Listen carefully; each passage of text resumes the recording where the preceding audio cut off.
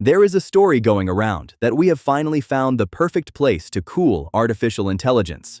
Out in space, just above the planet, it is almost as cold as anything can get, a few degrees from absolute zero. So, the idea writes itself. Lift the data centers off the Earth, let the cold of space carry the heat away for free, and the problem solves itself. It is clean, it is simple, and it is one of the most confident wrong ideas in technology right now. Because the companies actually racing to put AI in orbit are not chasing the cold at all. The real reason is stranger, and it tells you something about where all of this is going. This is the signal age. First, why the cold story is so easy to believe. Down here, the data centers that run AI are in trouble. They are enormous buildings packed with chips that run hot, and a huge share of the electricity they draw is spent not on thinking, but on fighting the heat.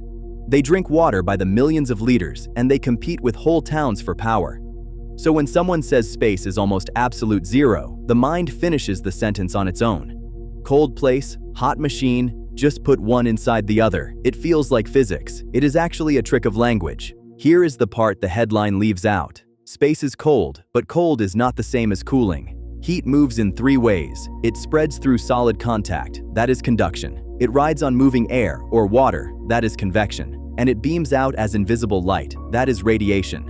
On Earth, almost all of our cooling is the first two. Cold air over a heatsink, cold water through a pipe. But space is a vacuum. There is no air and no water out there to carry the heat away. That is not a small detail. It is the entire reason a thermos works. The vacuum in the wall of your flask is there precisely because empty space is one of the best insulators we know of. Wrap a hot machine in a vacuum and you have not cooled it. You have trapped it. So a data center in orbit has only one way left to lose its heat. It has to radiate it, beam it out as infrared light through enormous panels that slowly glow the warmth away into the dark. And radiating heat is slow. To shed the power of a serious AI cluster, you would need radiator panels on a scale that is hard to picture. Square kilometer after square kilometer of them, sitting exposed to a constant wear of radiation that grinds them down over time. Far from being the free fix, cooling turns out to be the single hardest engineering problem of the whole idea.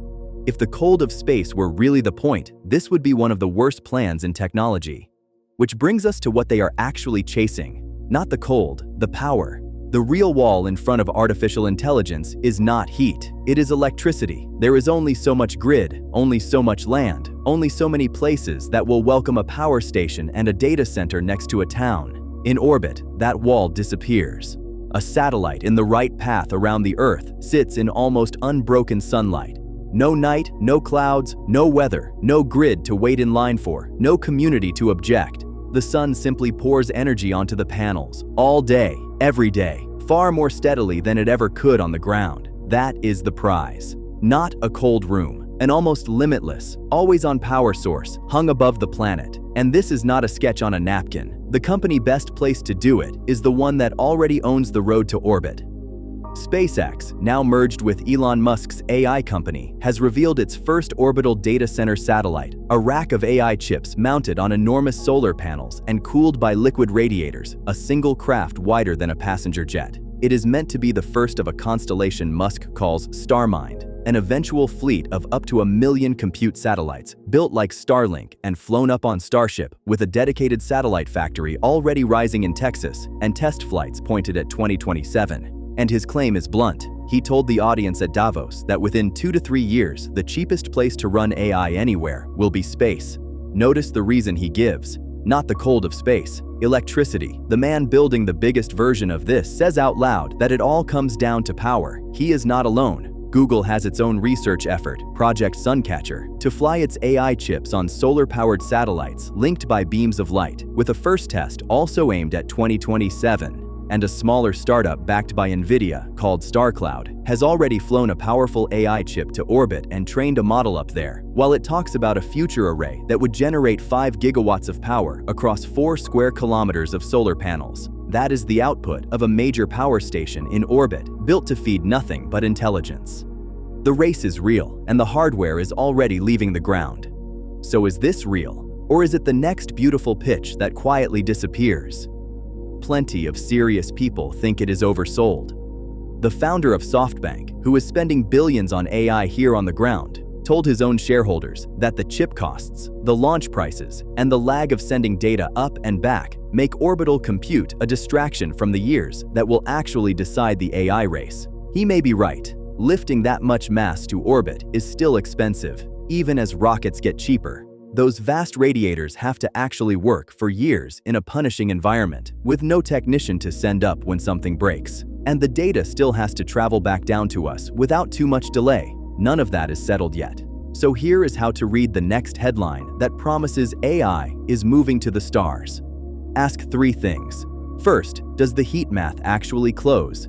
Can they really radiate away as much power as they want to use? Second, is the cost of launch falling fast enough to make compute in orbit cheaper than simply building another data center in the desert? And third, is anyone actually paying to run real work up there? Or are we still looking at demonstrations? Hold any announcement against those 3 questions, and most of the noise falls away on its own. Because in the end, this was never a story about escaping the heat. It is a story about escaping the limits of a single planet.